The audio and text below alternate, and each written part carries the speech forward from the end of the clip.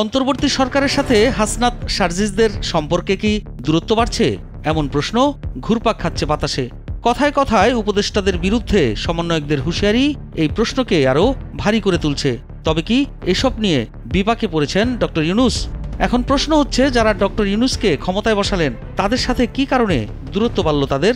অন্তর্বর্তীকালীন সরকার আপনারা আপনাদের জায়গা থেকে কি অ্যাকশন নিচ্ছেন? 5 মাস পরে কেন আমাদের আবার শহীদ মিনারে এক হতে হলো?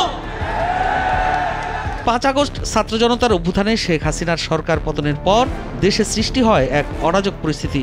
এই কঠিন সময়ে শিক্ষার্থীরা শান্তিতে নোবেলজয়ী ডক্টর মোহাম্মদ ইউনূসকে দেশে ফিরে জাতির হাল ধরার আহ্বান জানান।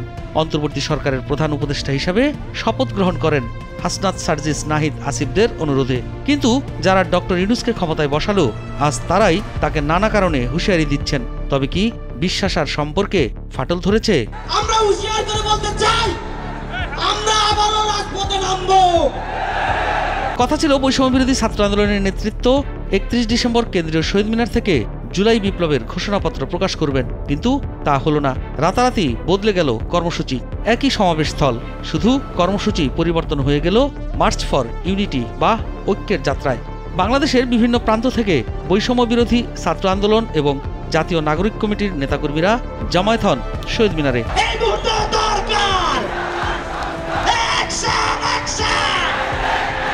সোমবার রাত 2টার কিছু আগে কর্মসূচি বদলের ঘোষণা করেন বৈষম্য বিরোধী ছাত্র আন্দোলনের নেতৃত্ব। সোমবার রাতেই প্রধান উপদেষ্টার প্রেস উইং থেকে জানানো হয়, গণঅভ্যুত্থানের একটি ঘোষণাপত্র তৈরির বিষয়ে উদ্যোগী হয়েছে অন্তর্বর্তী সরকার।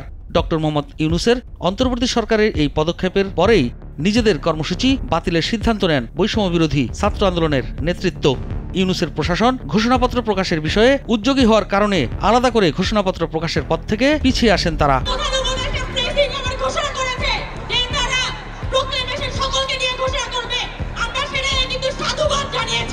অন্তর্বর্তী সরকারের অন্যান্য উপদেষ্টাদের পাশাপাশি বৈষম্য বিরোধী ছাত্র আন্দোলনের 3 জন উপদেষ্টা রয়েছেন। এছাড়াও খোদ প্রধান উপদেষ্টাকেই তারা বসিয়েছেন মসনদে। তবে তাদের মাঝে হঠাৎ কেন এই দূরত্ব?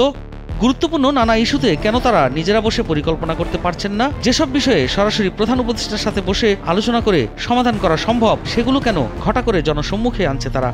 জনমনে প্রশ্ন উঠেছে, তাহলে কি সরকারের সাথে দূরত্ব বাড়ছে হাসনাত সার্জিসদের, নাকি সব লোক দেখানো? অনেক রাজনৈতিক দল নির্বাচনের জন্য পাগল হয়ে যাচ্ছে। আমরা তাদের উদ্দেশ্যে বলতে চাই, আমরা নির্বাচনের জন্য রক্ত দেইনি। আগে দেশের সংস্কার হবে, তারপর হবে নির্বাচন। মঙ্গলবার বিকেলে সমাবেশ থেকে বৈষম্য বিরোধী ছাত্র আন্দোলনের তরফে ইউনূসের প্রশাসনকে সময়সীমা বেঁধে দেওয়া হয়েছে। বৈষম্য বিরোধী ছাত্র আন্দোলনের আহ্বায়ক হাসনাত আব্দুল্লাহ জানান, 15 জানুয়ারির মধ্যে জুলাই গণঅভ্যুত্থানের ঘোষণাপত্র জারি করতে হবে। বস্তুত জুলাই বিপ্লবের ঘোষণাপত্র ঘিরে গত কয়েকদিন ধরেই বাংলাদেশের রাজনীতিতে চর্চা শুরু হয়েছে। ইউনূসের অন্তর্বর্তী সরকার প্রথমে বৈষম্য বিরোধী ছাত্র আন্দোলনের এই ঘোষণাপত্র প্রকাশ কর্মসূচি থেকে নিজেদের দূরত্ব তৈরি করেছিল। তাদের বক্তব্য ছিল, এটি পুরোপুরি বেসরকারি একটি কর্মসূচি, অন্তর্বর্তী সরকারের সঙ্গে এর কোনো যোগ নেই।